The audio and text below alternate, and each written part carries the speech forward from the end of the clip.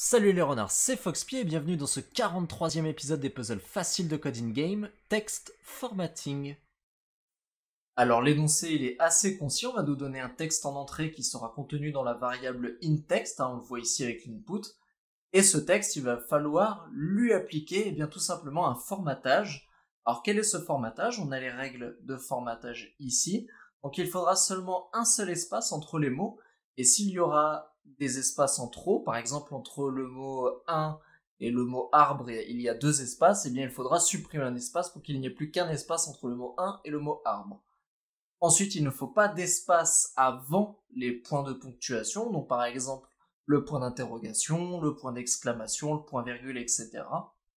En revanche, il faut un espace après chaque ponctuation qui est devant une lettre, donc ça on comprend bien ce que ça veut dire. On doit utiliser seulement des lettres minuscules hormis au début d'une phrase, donc ça c'est une règle classique, standard d'écriture que l'on connaît bien, tout simplement utiliser aussi une majuscule après un point. Et enfin, il faut retirer les ponctuations qui se répètent. En effet, si on a, je ne sais pas moi, une phrase et puis ensuite trois virgules, eh bien on a besoin que d'une seule virgule, trois virgules, on ne voit pas ça. Donc c'est tout ce qu'il y a à faire, transformer ce texte non formaté en un texte formaté et l'afficher dans le print final. On va pouvoir se lancer dans le code.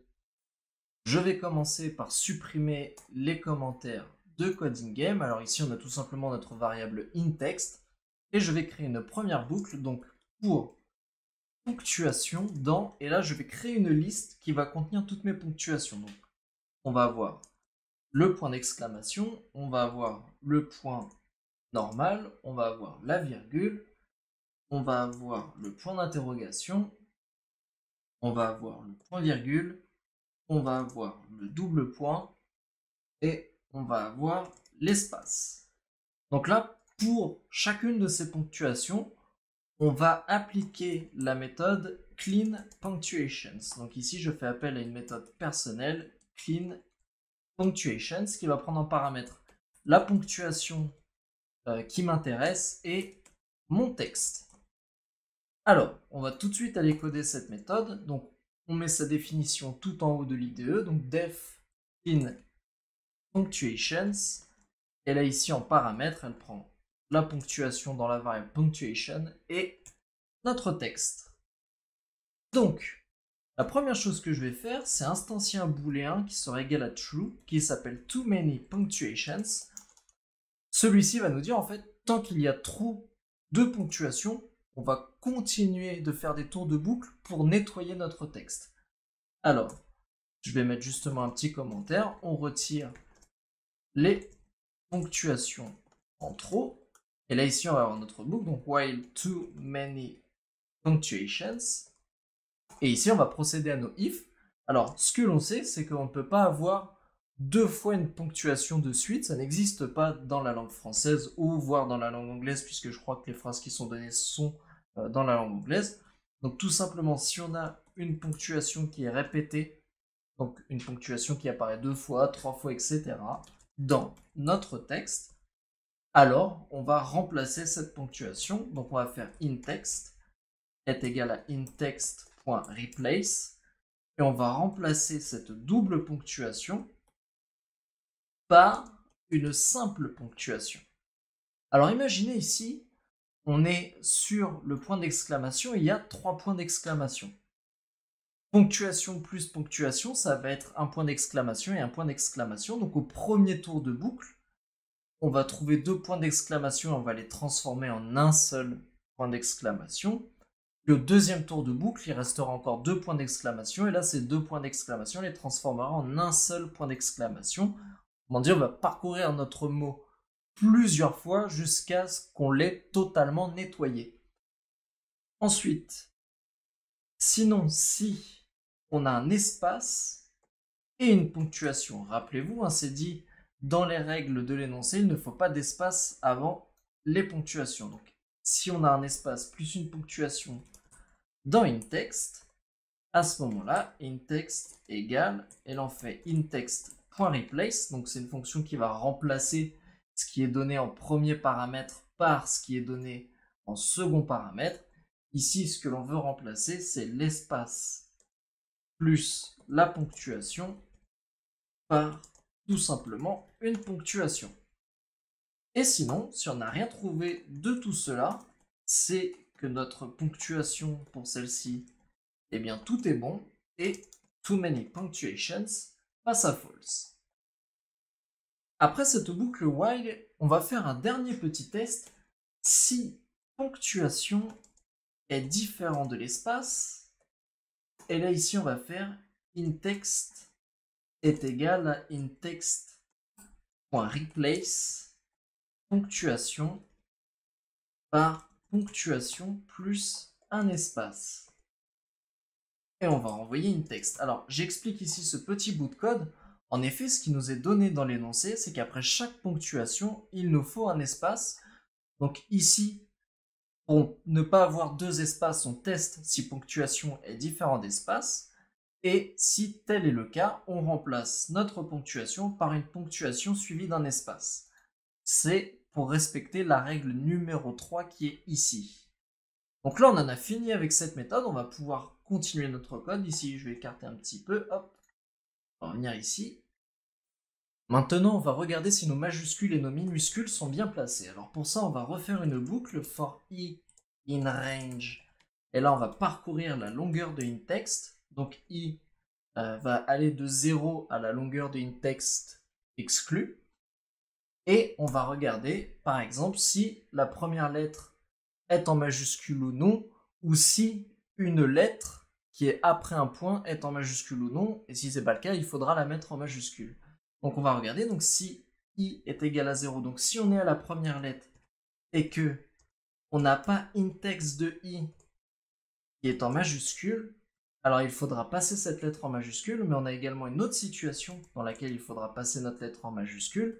Ce sera quand i est supérieur à 0 et que inText de i moins 1 est égal à un espace et que inText de i moins 2 est une ponctuation, donc est dans point d'interrogation, point d'exclamation, et que justement, cette lettre n'est pas en majuscule, and not inText de i.is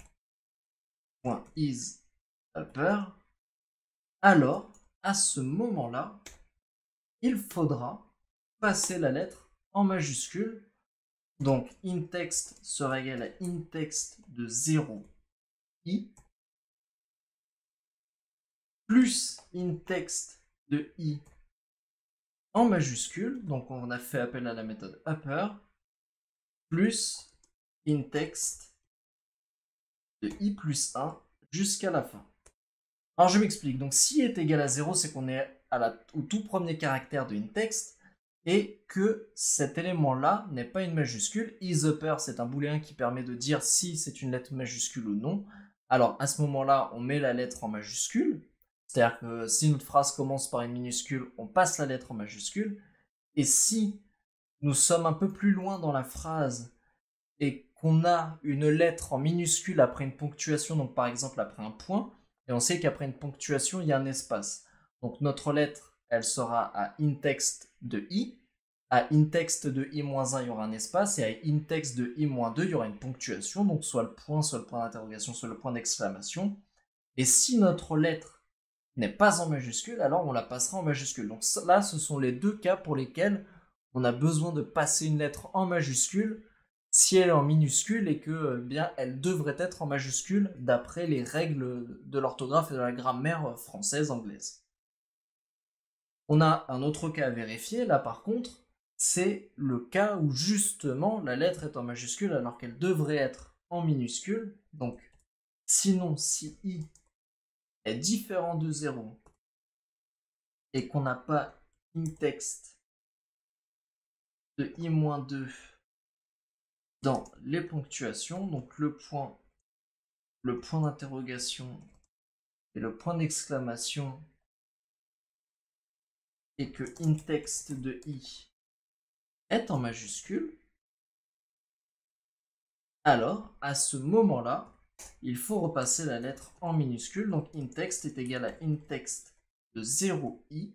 Donc on récupère toute la chaîne de caractères de 0 à i. On concatène à cette chaîne de caractères notre ième lettre. Hop, je suis trompé. Notre ième lettre qui est mise en minuscule. Donc on fait appel à la méthode lower. Plus, et là on reconcatène fin de la chaîne de caractères. Donc voilà, alors on a fait la même chose ici, hein.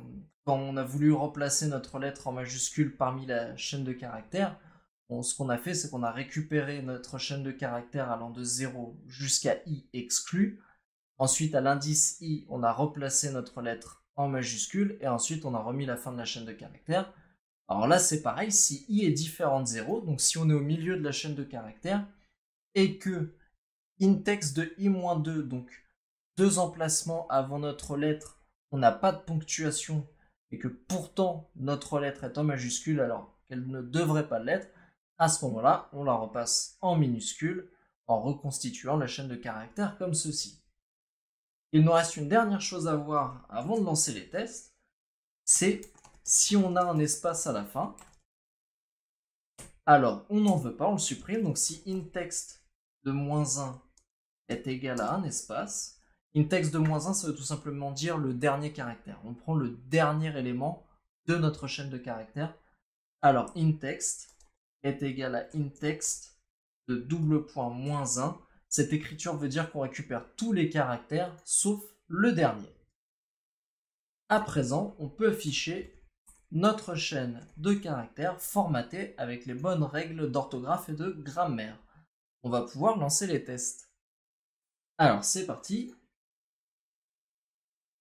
Et tout semble être au vert, on va soumettre notre code, et c'est un 100%, l'exercice est résolu.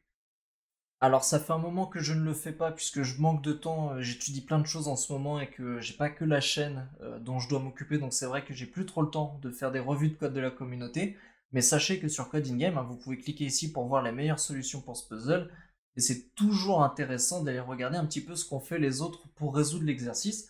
Ça permet vraiment de progresser, donc même si je ne le fais plus dans mes vidéos et que je ne vous montre plus le code de la communauté, je vous invite, comme toujours, à aller regarder ce qu'ont fait les autres. Merci à toutes et à tous d'avoir suivi ce 43e épisode des puzzles classiques faciles de Code in Game. Si cet épisode vous a plu, n'hésitez pas à le liker et éventuellement à le partager. Si vous avez des retours à me faire, vous pouvez me laisser un petit commentaire. Abonnez-vous à la chaîne pour en suivre l'actualité. Dans le 44e épisode, nous verrons Dolbear's Law, mais d'ici là, soyez malins comme un renard.